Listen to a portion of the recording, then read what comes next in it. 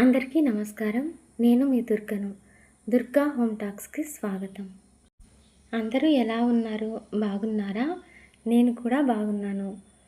మీరు బాగుండాలని మనస్ఫూర్తిగా కోరుకుంటున్నాను. మొక్కలు పచ్చగా, గుబురుగా, కలకలలాడుతూ ఉంటాయి.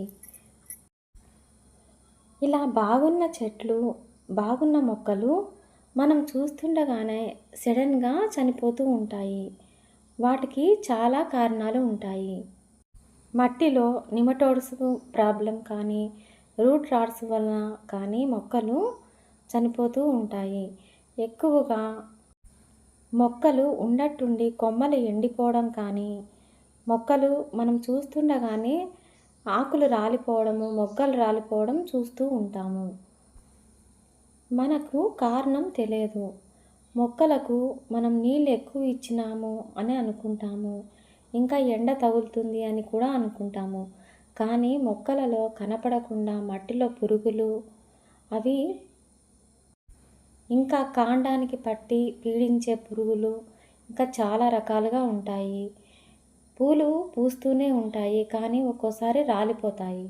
ఇంకా పువ్వులు, కాయలు చూస్తూనే రాలిపోతాయి. అవి పక్వానికి రాకుండానే కిందికి రాలిపోతూ ఉంటాయి. కారణం మనకు అర్థం కాదు. కానీ దానికి కారణము కొమ్మలకు పట్టి పీడించే ఒక పురుగు ఉంది. దాని పేరే స్కేల్ బర్డ్. ఇవి చూడండి, స్కేల్ బగ్స్. ఇవి మొక్కకి గులాబీ కొమ్మలకు కానీ, మందార కొమ్మలకు కానీ ఇలా అంటుకొని ఉంటుంది. జిగటలాగా, బంకలాగా కరుచుకొని కొమ్మల రసాన్ని కాండానికి పట్టుకొని రసాన్నంతా పీల్చి వేస్తుంది. కొన్నాళ్ళకి ఆ మొక్క చనిపోతుంది. దాన్ని ఈరోజు మనం ఎలా నివారించాలో ఈ వీడియోలో చూపిస్తాను. ఈ వీడియో చివరి వరకు చూడండి, ఎక్కడా స్కిప్ చేయకుండా. నచ్చితే కనుక లైక్ చేసి షేర్ చేయండి. దుర్గా హోమ్ టాక్స్ ఛానల్ని సబ్స్క్రైబ్ చేసుకోండి ప్లీజ్. ఇలా ముందుగానే మనం చూసిన వెంటనే మనం చూడగానే దానికి మిల్లీ బగ్స్ కానీ, చీమలు కానీ ఇలా పట్టి ఉంటే మనము చూడగానే ఆకులని తీసివేయాలి. మనము కొంచెంగా ఉన్నప్పుడు చేత్తో తీసివేయచ్చు. ఇంకొంచెం ఎక్కువగా ఉన్నట్లయితే శాండ్ పేపర్తో తీసేయాలి. శాండ్ పేపర్తో రఫ్ చేసినా వెళ్ళిపోతుంది. మరి మనము మొక్కను బతికించుకోలేము అని చాలా ఎక్కువగా ఉంటే కనుక ఇలా కొమ్మలన్నీ కట్ చేసేయాలి. ఆ కట్ చేసిన కొమ్మల్ని దూరంగా పడివేయాలి. లేకుంటే స్ప్రెడ్ అవుతుంది మొత్తము. ఒక కొమ్మ నుంచి ఒక కొమ్మకి ఇలా స్ప్రెడ్ అయ్యి మొత్తం చెట్లన్నీ పాడైపోతాయి. అందుకే ఇక్కడ నేను మరీ ఎక్కువగా ఉన్న కొమ్మలన్నీ కట్ చేశాను. తర్వాత ఎండిపోయిన ఆకులన్నీ తీసివేస్తున్నాను. ఇంకా ఇంకొక మెథడ్లో కూడా నివారించవచ్చు. ఇది ఇంకా బాగా పనిచేస్తుంది. బూడిద ఉంటుంది, మన పొయ్యిలో బూడిద ఉంటుంది. ఆ బూడిదతో నివారణ చేసుకోవచ్చు. మనం వంట చేశాక బొగ్గులన్నీ కాలిపోయాక ఇలా బూడిద వస్తుంది. ఆ బూడిదతో మనం ఎలా నివారించాలనేది ఇప్పుడు చూపిస్తాను. ముందుగా ఆకులన్నీ తడుపుకొని స్ప్రే చేసుకొని తర్వాత ఇలా బూడిద వేసుకుంటే కనుక అవి అతుక్కొని ఈవినింగ్ కల్లా అవన్నీ రాలి కింద పడిపోతాయి.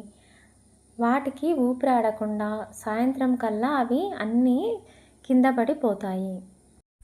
ఇంకా బూడిదను నీళ్ళల్లో కలుపుకొని కూడా స్ప్రే చేసుకోవచ్చు. నేను ఇక్కడ కొమ్మలన్నీ కట్ చేసిన తర్వాత మొక్కల పైన మొత్తానికి బూడిద చల్లుకుంటున్నాను. బూడిదలో ఫాస్ఫరస్, పొటాషియం ఇంకా కార్బన్ కూడా ఎక్కువగా ఉంటుంది. ఇది మట్టిలో వేయడం వలన మొక్కలకు కూడా మంచిది. ఇంకా 1 లీటర్ వాటర్లో కొంచెం పసుపు వేసుకొని కలిపి నీమ్ పౌడర్ కానీ లేకపోతే వేప నూనె కానీ కలిపి స్ప్రే చేయవచ్చు. మరీ ఎక్కువగా ఉంటే అలా చేయవచ్చు. అలా రోజు విడిచి రోజు స్ప్రే చేస్తూ ఉంటే మొక్క కోలుకుంటుంది. కోలుకొని మొక్కకు కాయలు కానీ, పండ్లు కానీ, ఇంకా పూత కానీ రాలిపోకుండా ఉంటుంది.